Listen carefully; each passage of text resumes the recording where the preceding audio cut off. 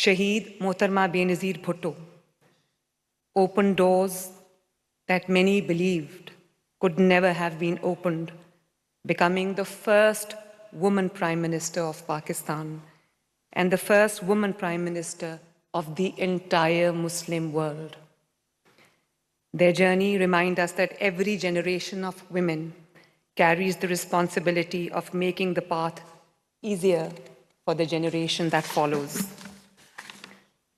Ladies and gentlemen, we gave the Muslim world its first woman Prime Minister. Pakistan elected its first woman Speaker of the National Assembly of Pakistan. Punjab today has its first woman Chief Minister.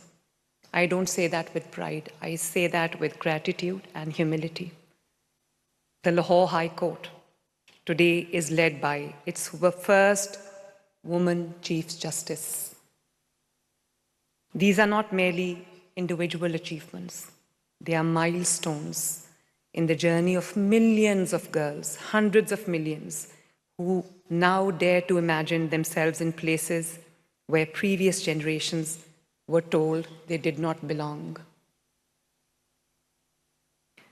For me, women empowerment is not a ceremonial expression. It is the distance between a right written on paper and a life changed on ground. It is the distance between announcing a policy and ensuring that it reaches the woman for who it was intended. It is the distance between opening a helpline and answering a call in distress, a call in need. And there is another principle that guides me, that guides my work. Women must not merely benefit from development. They must shape it.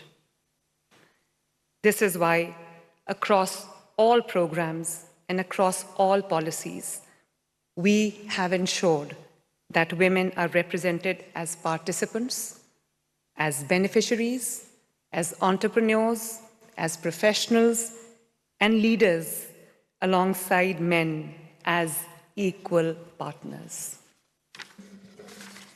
In many of our initiatives that you just saw on screen as well, opportunities for women are not capped or restricted by quotas, by numbers, by statistics, because talent does not recognize limits, and neither should opportunity.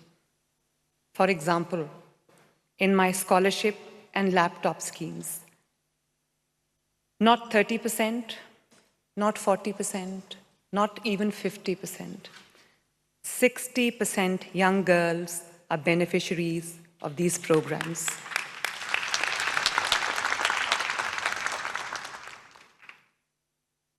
Because when barriers are removed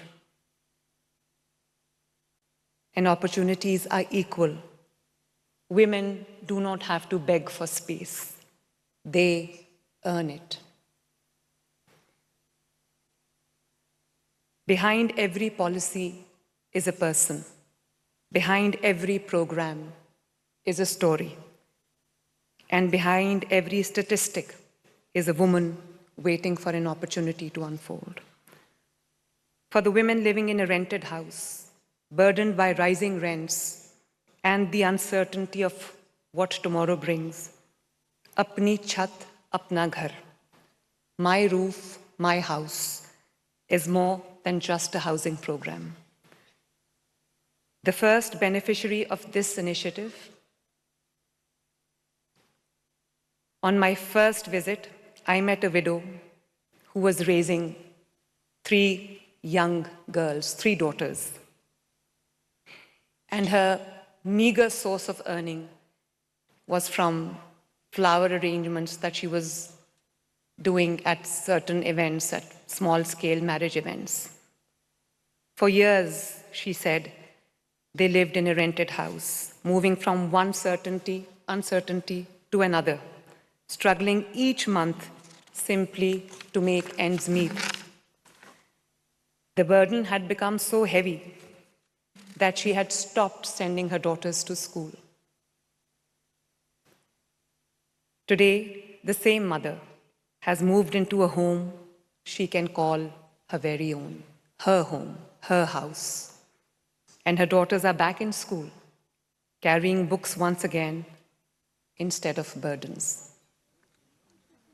A house gave her shelter, but security, sense of security, gave her daughters back their future.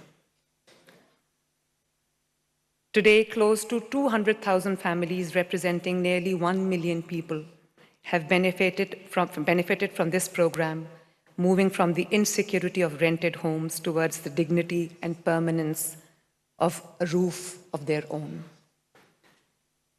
For the widow or the landless mother who spent her life believing that ownership belonged to men, ownership belonged to others, my initiative, Apna Khet, Apna Rozgar, which means my farm, my livelihood,